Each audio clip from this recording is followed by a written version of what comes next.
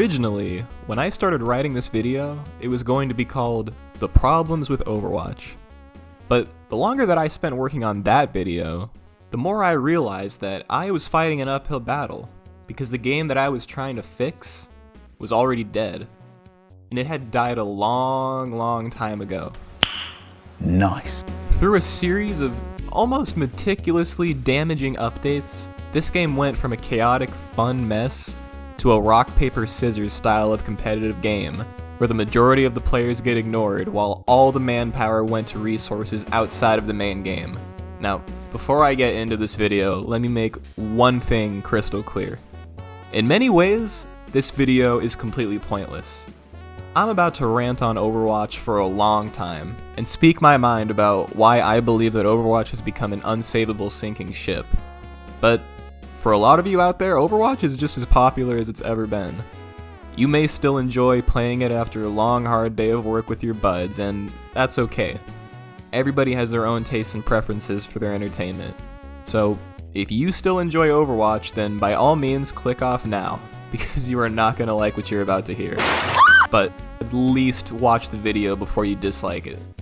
I bought this game the day it came out, and only now in 2020, following the Shield reworks, have I finally left the game.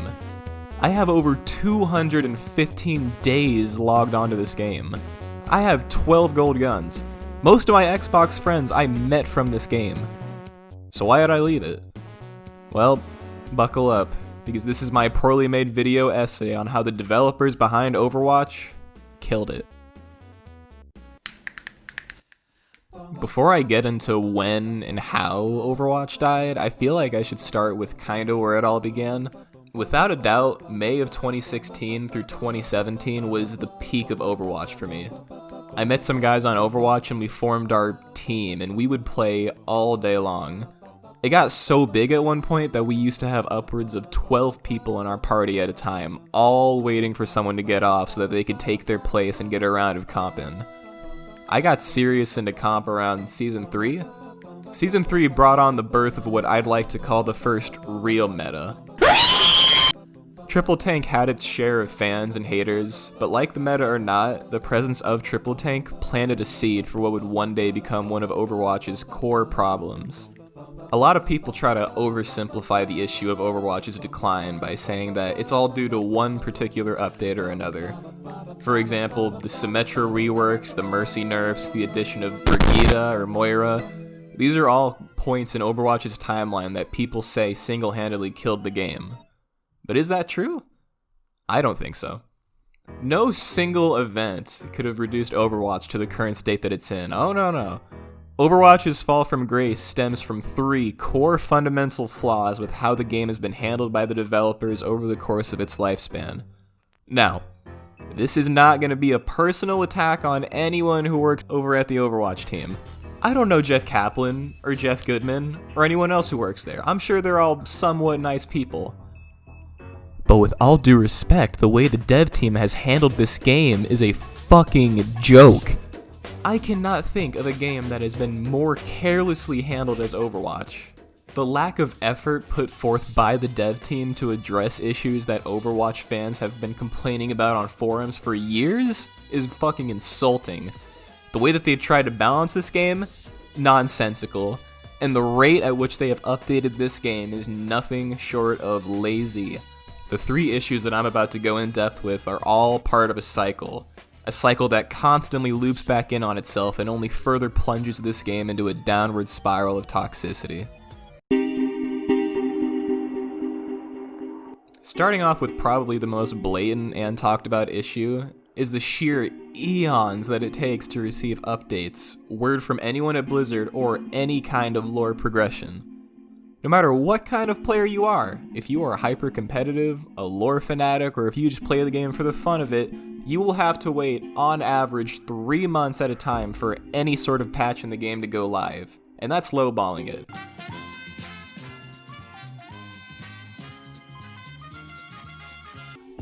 A huge portion of the player base has left the game, due in part to the lack of updates the game has received.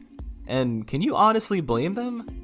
The seasonal events were all cool the first and maybe second time we saw them, but is there anyone, fucking anyone in 2020 just sitting on the edge of his seat dying to play Junkenstein's Revenge, a game which has remained exactly the same since the day it came out for the 5th year in a row. The fact that Overwatch is only now starting to push out updates faster makes the devs look even worse in my opinion, because now it only raises the question, where the hell was this effort the last 4 years? I thought you guys were going to be slowing down the update rate as we got ready for Overwatch 2.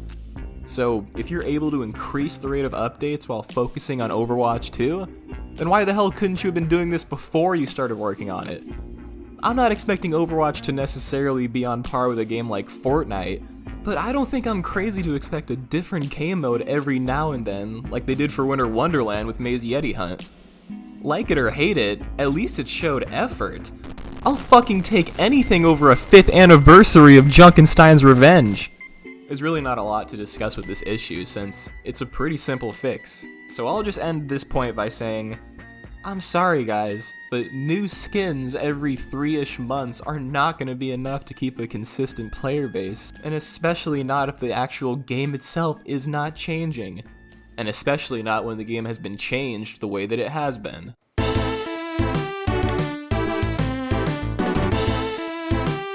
Now don't get me wrong, Overwatch League is cool and all. I like watching it as much as the next guy. Overwatch League! But it has turned from just one sector of Overwatch to the driving force behind how this game has been balanced and updated. The Overwatch team puts so much time and energy into Overwatch League that they tend to make a lot of their balance updates for the explicit purpose of changing how the top 1% play the game in Overwatch League, giving little to no consideration to the fact that this affects the majority of the Overwatch player base in Gold and Platinum. Feel free to deny this all you want, but I challenge you to explain what other purpose could have been behind the Reaper buffs, the addition of 222, or the Mei buffs, if not for the explicit purpose of countering goats.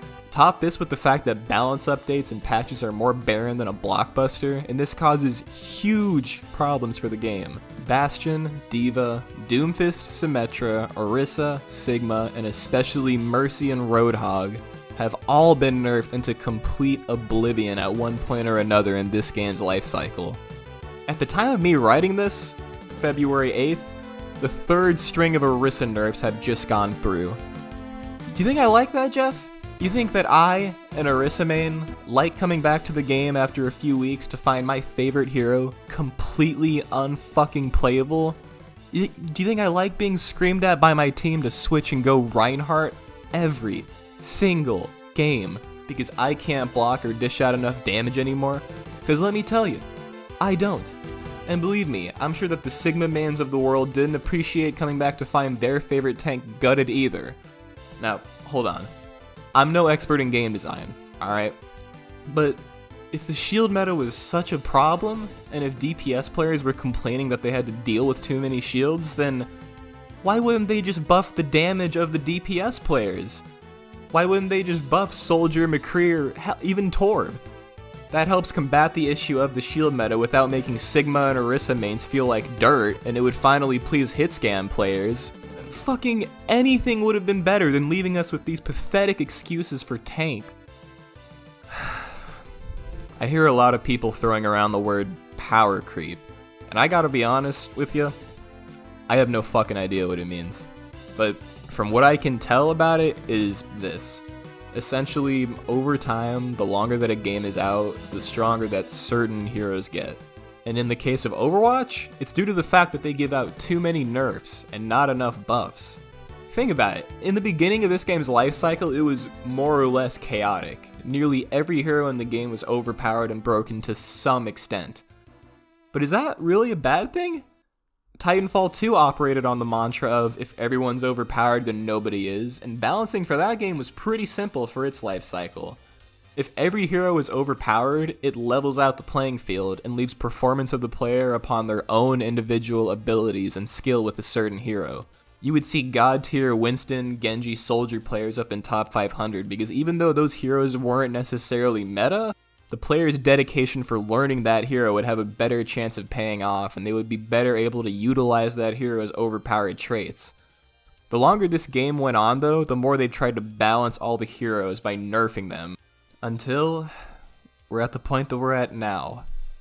Doing this makes it so that every hero is on a somewhat equal playing field, but they're all incredibly weak. So the moment that you buff one hero, they almost immediately become meta. By reducing the impact of almost every hero in the game, they've created an environment where if you're not playing the meta heroes, you're not having fun. Because if the other team is running the meta, you will get stomped. What's that? You want to play Winston? Nope, we've got Reaper May. Go fuck yourself. Doing good on a non-meta hero, it is almost a guarantee that the enemy will at some point run the meta down your throat. And once they do this, it is almost impossible to win without running it right back at them. Especially in the lower tiers of Overwatch. You know, that place that holds 95% of the player base. Running these higher skill non-meta heroes is considered a throw pick. So can you blame all the people who have left this game when their favorite heroes get ignored and nerfed for the sake of balance? Can you blame the Brig mains of Overwatch when in February 2020, following her reworks, for some reason she is still receiving nerfs? And I remind you, why were these heroes nerfed? Because the top 1% of players were able to abuse their kits and dominate games with them. The majority of the Overwatch player base is in Gold and Platinum, and by balancing the game in this way, they've almost single-handedly killed off the casual audience from Overwatch.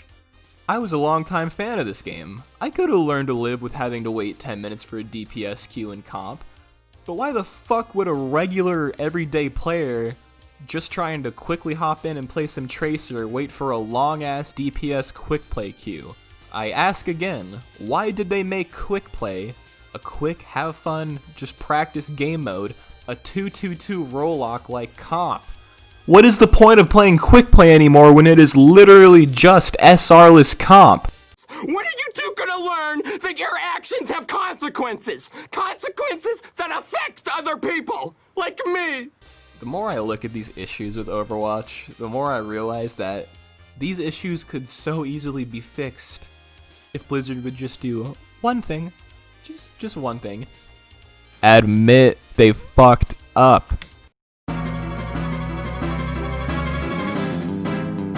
The Overwatch team is so dead set on the idea that they can do no wrong with how they balance this game. It's almost insulting at this point. They buffed Reaper to try to counter goats, didn't work. They buffed May to try to counter goats, didn't work. Finally the team says fuck it and they just make goats impossible to run anymore. Hey Jeff, now that goats can't be ran anymore, you think you could revert Reaper in May? Practically every balance update to this game has negatively affected one portion or another of the Overwatch community. Whether it blatantly makes somebody overpowered and a must pick, or it hurts a community that mains a certain hero by deeming their hero a throw pick. They have time and time again proven that regardless of the cries and feedback of the community, they will never undo a balance change directly. And even if they do, they will not do it in one update, and will take several to do so. So there you have it. The holy trinity of how not to run a competitive multiplayer game that the Overwatch devs have lived by since this game's launch. And these are just the core issues. I haven't even brought up how 222 almost single-handedly killed the streaming sector of Overwatch. How they drove away their game's #1 streamer through harassment and bullying. The bad PR of Blizzard in 2019. I haven't even brought up several other minor issues that people have had with this game over the years.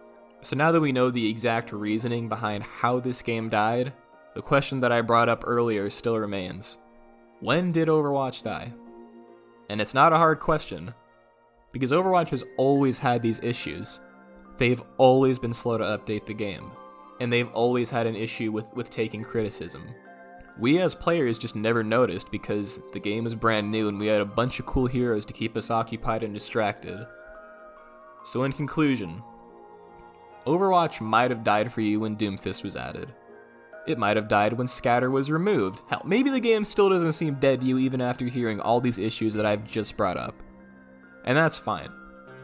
But as far as I'm concerned, Overwatch never died, because it was already dead on arrival. And if you're an aspiring game designer and want to one day make a video game, I beg you to please learn from the Overwatch team's mistakes. Take note on how they treated this game, and use it as your step-by-step guide on how to kill a video game, so that you don't make the same mistakes.